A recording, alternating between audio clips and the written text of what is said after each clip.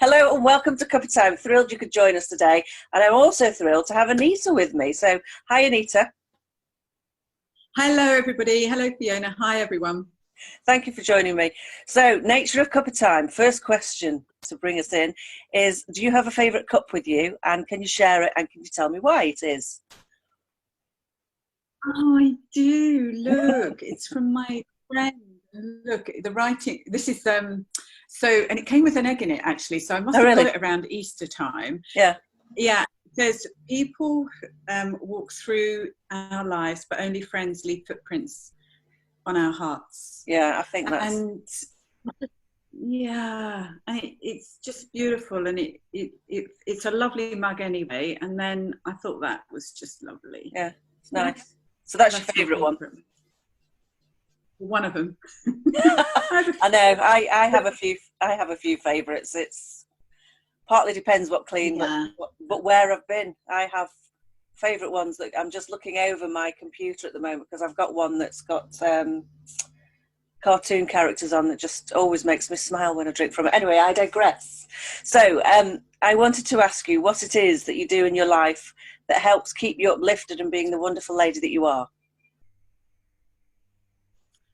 Oh my goodness. For me personally, I have to move my body. First and foremost, I've worked out that I'm the kind of person that needs to exercise. So yes. If I don't, I get grumpy. And I guess because I do healing work and inspirational and coaching and things, I do practice what I preach in terms. So for me, it is a connection with spirit. It is a connection with nature. That is everything to me, actually. Mm-hmm. Like, you know, been there, done it, and got the T-shirt with a lot of other things. But if I haven't got that in my world, I feel like there's something missing. Yeah. You know. So in terms of at the moment, have you been doing anything a little bit different than normal? Oh, God. Well, yeah. So I've tried online yoga. I was in normal yoga classes, and that was really good. So one of the teachers has got yoga. So I've tried online yoga, and actually that does work. That does work.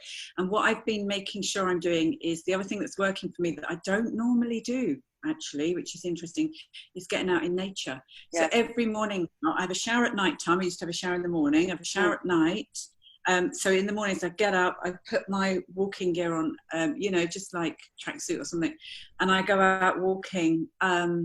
That's if I haven't got like an early Zoom call or work. Yeah. So I'm actually getting up and getting out. So I've changed the time I've showered, and I'm literally, I've got to get out the door, like when I wake up, that's different.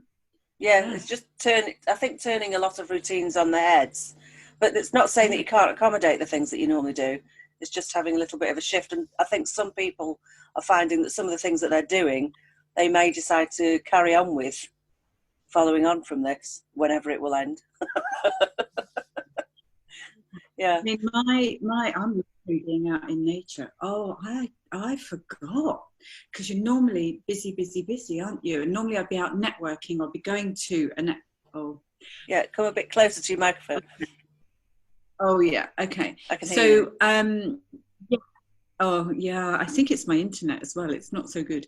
So I like to be out and about. I am not one of these people that thrives being at home all day, every day. Because I'm normally out networking, I feel I think that's why I need to get out in nature, because I just need to get out of the house. Yeah, that's it for me. And then in the evenings, I think, I'll do my yoga in the evening, but sometimes I don't. Well, you can decide. You can decide how you manage it. So you're at home with two other people there. Can I ask if there's anything that you're eating that may be at the back of a cupboard or the bottom of a freezer that might be a bit unusual to normal at the moment? Well, it is interesting because we are trawling through the freezer, but for me it's in way of, I found, it's not so unusual, but I found frozen fruit that I forgot I had. Yes, I have. So, yeah, and so I'm noticing things that I didn't actually know I had, and then we are drinking like a few little tequila sunrises because we've got the ice and the tequila there. So what I've noticed in this lockdown is I don't normally drink very much, and it's not like I'm drinking loads, but I am drinking more than normal, and I think a lot of people are. Yeah. I've seen similar posts, or parents not being able to manage certain things. So there's been not just Ribena in a glass, there'll be something else. Or not just an orange juice. But mine is like, because all the days are really changed, it's kind of like Emily will say to me, I don't know, it'd be about lunchtime, 1 o'clock, oh, do you fancy a cocktail, Mum? I forget. And I'll tune into my body, and if it wants it, I'll say yes, and if I don't want it, it'll say no. But it's really interesting how my days are unfolding. Yeah. Normally it's nighttime or end of the day or something. No, that's not the case here. So in terms of listening to your body and the other things that you've got in your day, would you be able to share anything that people might not know about you, or is something that you do that people might not be aware of, or something you've done in the past that people would have no inkling about? There is something that I do and I don't really tell people about. I mean, most people know me as a healer and a coach, but there's something that's just kind of like naturally happened, and that is I have an ability to speak to the ones that have passed over. Right. And so that showed itself when somebody came to learn. I teach a healing modality called access bars as a qualification, and somebody come to learn it, and I just got the awareness that his wife was here.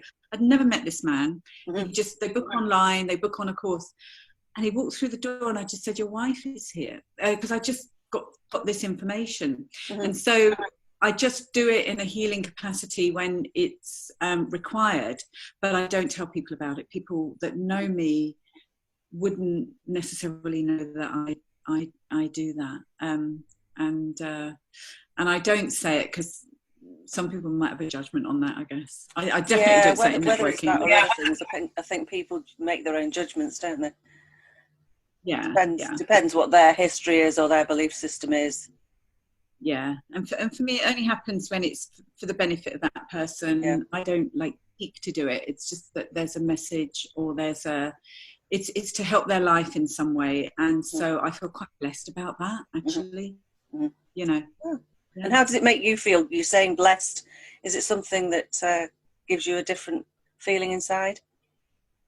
Oh, it's like the love. If you knew that, you knew the peace and the joy that these ones that had passed over are, we probably wouldn't worry so much, or we probably wouldn't feel so bad. And the message time and time and time again is, it's not what you think it is. I'm great. And they are great. Even ones that have committed suicide, they're great on the other side. So the ones here that are left, in trauma, or, oh my goodness, the message always is, it's not what you think it is, and I'm doing great, so please enjoy your life. That's the message. And it does. Sometimes it moves me, sometimes it really moves me, because you know that these guys need to hear this, and it's changed their world, I think, it's not normally what I talk about a couple of times, but I think that definitely that's the type of discussion I've had in my family. And a lot of the time, once someone has departed, it's your feelings that you're struggling with. The person that's departed has gone, they'll be happy, they'll be settled where they are despite the circumstances, and it's your emotions and where you are is what you struggle with. But it is, I agree. I think lots of things are surrounding love. So I think on that note, and I'm getting tingles down my back talking about love, don't know why, but I am. So I'd like to thank you for your time today. It's been a thrill to catch up with you. And yes, I'll be going for my walk soon, because I go for mine at dusk. So that's my next job of the day, and you can maybe do your yoga later. So thank you. Yeah, and there's one other thing. Carry on. One other thing. It's just focusing on gratitude. I've started this gratitude Facebook Live at the beginning of this lockdown. Yeah. And I was like, okay, what can I contribute here? And so it was 30 days. I haven't done it today yet. It's normally between 9 and 9:30. Right. I just do a Facebook Live, and I just, what are you grateful for? And I just get people into a different state. And focusing on what you're grateful for is a huge benefit at this time. Even if it's your fridge, you know, those simple things that you take for granted, I actually find that really helps. Yeah, well, we'll pop your details below the video in case anyone's interested. But another thing on a similar plane that I did a while ago was called Action for Happiness, and that's one of the things that, you know, changes the way that you're looking at things in terms of being grateful for things rather than worrying or, you know, maybe getting a bit frustrated that things aren't going your way, is to look at the things that you are grateful for. So yeah, that's for sure. thing. Anyway, I will say thank you very much again and leave you this time. And I really appreciate you joining me. So thank you for joining me. Bye-bye for now. Thank you.